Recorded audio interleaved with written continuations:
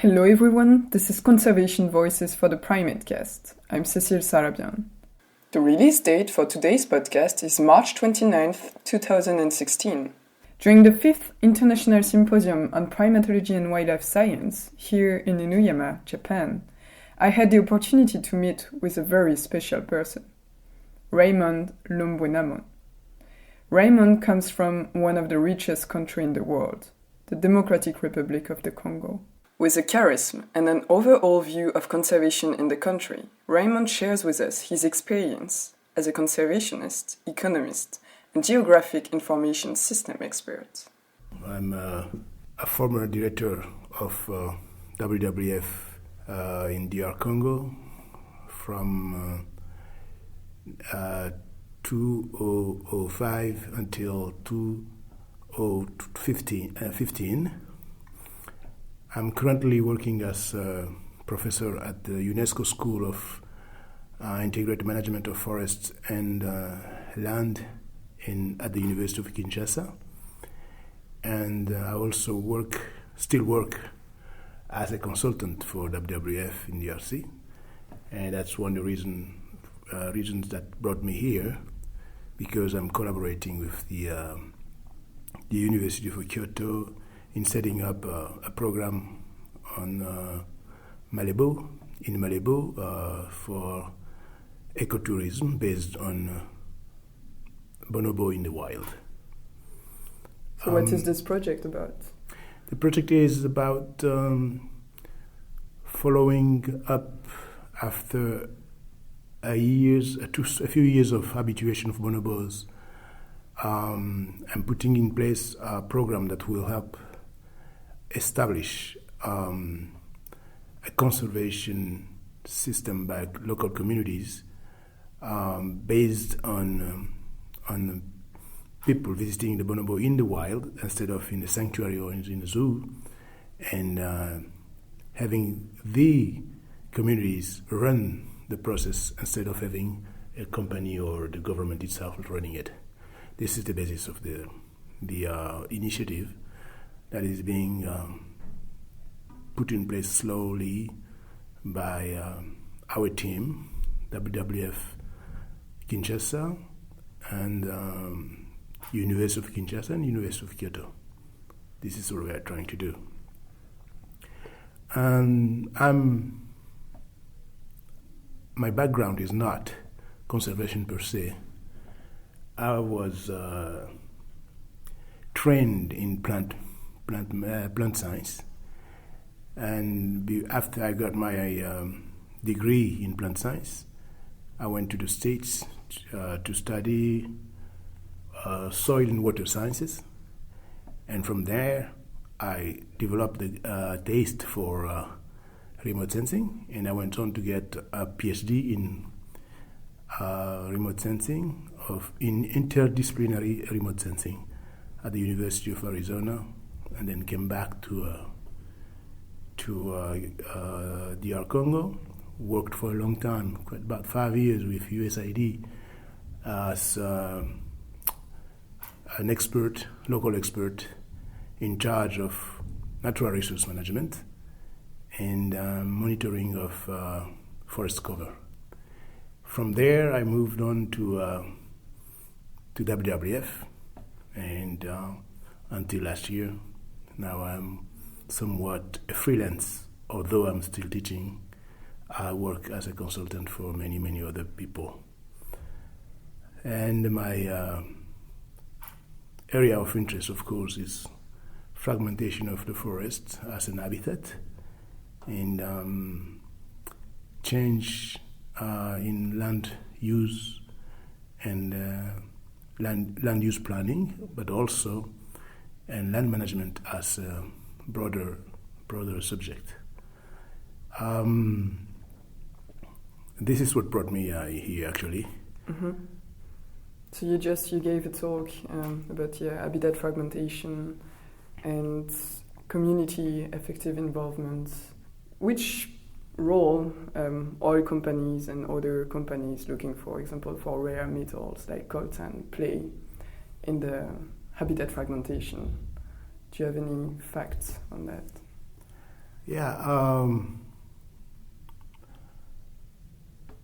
I should say that in the DRC, let's go back to the beginning, I should say. Forest fragmentation in DRC has two main causes. The first is shifting cultivation by population, but as I told you the other day, 70% of the population are rural dwellers, and these people depend almost completely on natural resources for everything, livelihoods, and everything you can think of. In so doing, they are bound to use part of the forest for their subsistence. And since they rely on the forests to renew the fertility of their soil, they can only go on nibbling little by little the forest, but in so doing, it takes not so long, because as the fertility rate, I would say the population increase in DRC is about 3.2%, which means every generation the population doubles. That means we are 70 million today. In 25 years we will be 140 million, which means double the amount of forest that is being nibbled every year. We are at the moment at 0.26%, but in 40 years' time, if nothing is done, the 164 million hectares of forest that are in the DRC will disappear completely as such. So this is the first problem we face in DRC. The second problem, I would say, is the fact that the energy that is used by 80% of the population is drawn from dendro energy, which is wood or charcoal. And this is not sustainable in the long term. The third, I would say, is logging.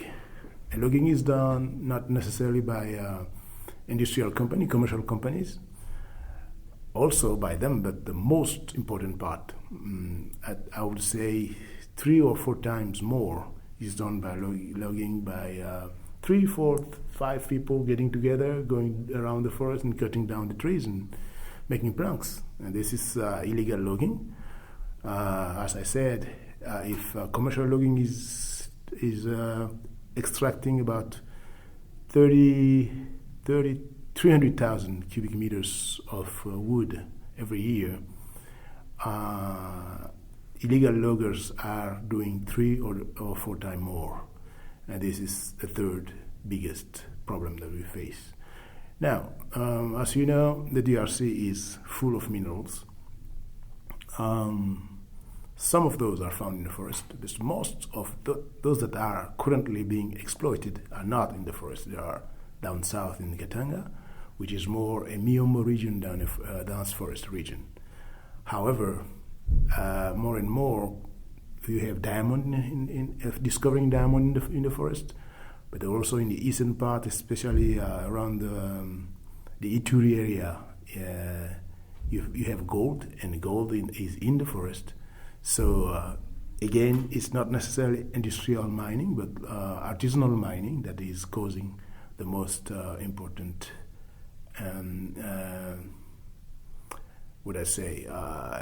impact on forest cover. Mining will be big time, I'm sure, because if the oil that is hinted to exist in Salonga, for instance, is exploited, then that is going to be a big deal, because Salonga, if there is a forest that is pristine in GRC, it is in Salonga. We also already have problems with oil, because as you remember, Rage personally was very much engaged in combating Soko to exploit oil in the Virunga. So this was about 2 years ago? 2 years ago, yeah. In Virunga, where, because people found oil across the border in Uganda, they thought that there must be oil, which is more likely so. So they started testing, and And how could they get the permit to do that in a UNESCO World Heritage Site? Well, it's not that difficult, because you go around bribing whomever you want, and once you have given bribe to corrupt officials, you get permits whenever you want to, even if the president may not be aware of how these permits were obtained. And he signs the paper because his advisor have said so. So he signs the paper without knowing what behind all this, but that's the way it works. So, and they ended up with problems, and we raised hell. We talked. I went to Britain. I went to the Foreign Office. I went to the Parliament. I talked to the. WWF even bought shares of SOCO to be present at the General Assembly for SOCO, so that they can have a voice. So we did that. I attended the General Assembly. We had to say what we said, and we also met with all the officials there. We voiced our disappointment and also our disapproval of the action they are taking in Virunga. And what was the main outcome? And actually culminated by us going to OCDE against the SOCO, and then they were told to engage, to commit not to continue their work in Virunga. That's what they did. Last year they pulled out. But in so doing, I'm not so sure that they pulled out for good. Even if they have pulled out, they could have sold their rights to somebody else. And if those are not bound, as SOCO is, by international bodies to regulate whatever they're doing, then this can be really, really bad for Virunga. It's still pending. We don't know what's going to happen, but we hope that they will understand that Virunga is much better sold as a touristic destination than an oil field. So that's what I think shall be done. Sure. I remember that it was a pretty big issue, even on all the international media. And I think I remember one documentary that was made, Virunga, by Orlando von Heindiesel, and this raised global awareness. I think even the team crew, by the time, didn't necessarily want to focus on this issue, but once they got into the Virunga and they were in the middle of this conflict, so it completely changed the line or the direction of the movie, and finally they made a great documentary. Yep. That's one of the fights I thought I enjoyed getting involved in. And although people were hurt, some of the people got shot. I was lucky not to be shot. I did what I could, and I think to this point we can say that it was a successful try, and we hope that this is going to hold until people are convinced that they cannot do what they're trying to do. Yeah. Even the director of the park, I think, Emmanuel de Merode got shot. He got shot, got 4 bullets. Yeah, but then he came back. And he's there. Standing. Yeah, I'm actually going to meet him this month. Great.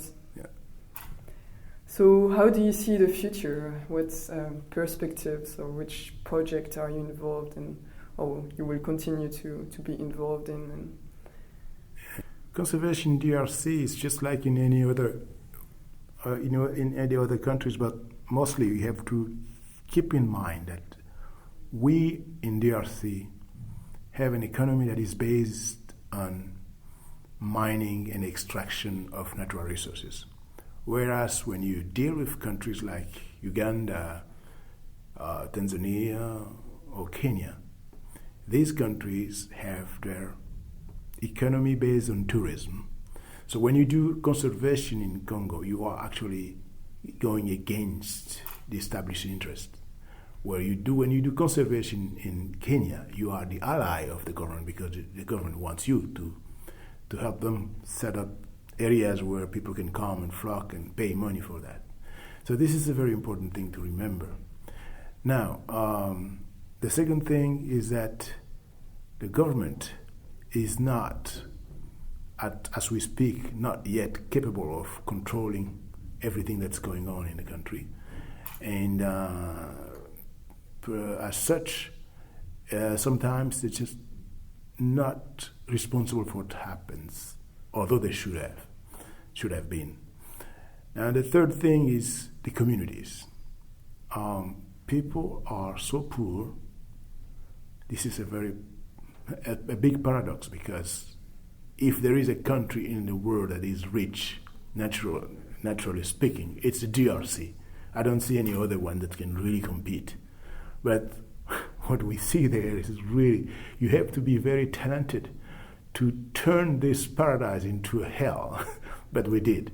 I don't know how we did it, but we did. Now, if you really want to make a difference, you cannot do any other way but get community involved, because if there is something that can be saved, it's there for them to save it, not against them. Otherwise, you are doomed to fail for sure. So, first of all, you have to make sure that you gain buy-ins by them, but you also have to make sure that they have participation. This participation has to be not necessarily an ownership, at least it has to be an appropriation of whatever activity you try to do. Make sure that there's an appropriation. That appropriation will perpetuate your activities. If you don't do that, then when you leave, the place is going to be so wrecked that it would have been better that you didn't come at all. So this is my point. As after serving with WWF for 10 years and having been born there and grown up there, I know exactly what I think is important with these communities. Now, the other thing is you have to teach not only the communities but also all the actors in this saga. And the actors are not only the communities but also the decision makers. And decision makers have to understand what are the forces at play in the area and what is the interest of the community, not only individuals, but most of them work for themselves instead of working for the community. And the third thing is also have to educate the big NGOs when they come to Congo talking about conservation. This thing of barging and coming starts with the slogan like "No tree shall die, no tree shall die" is a bullshit. This is not the way to do it, because when you are faced with precarity, I keep saying this, there's no value, there's no vice. There's only one thing, is survival. And you cannot blame somebody who is trying to survive. And the communities are trying to survive. If you come and say, don't do this, you have to present them with an alternative thing that can help them do otherwise. Otherwise, keep your mouth shut or back up and go. This is one thing. The second thing is, on the other side of the spectrum of conservationists, you have those people who tell you that, I'm a biologist. I don't care about livelihoods. I don't know the first thing about livelihoods. Then don't work in this area. Otherwise, you are just bothering people. All you have to do, if you cannot do it, call somebody who does. Make a partnership with these people and work together so that community have to find some benefits out of what you're trying to do.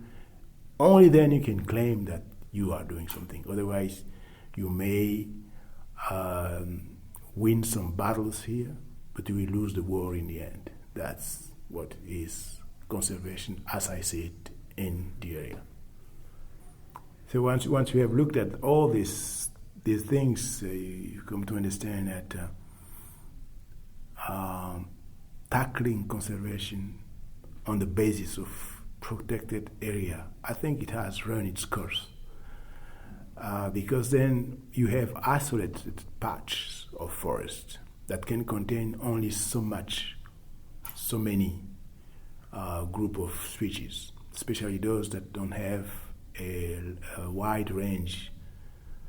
But if you need a lasting impact on conservation, then you have to integrate not only PAs, but larger areas, larger units of land that have working functionality of ecosystems, and corridor that can communicate between patches, so that you still have exchange of blood and genes between groups of mammals or whatever you have there, and conserve a resilience of the system against the border effect, for instance, against disaster, be it man-made or natural disaster. All these kind of things need big chunk of forest.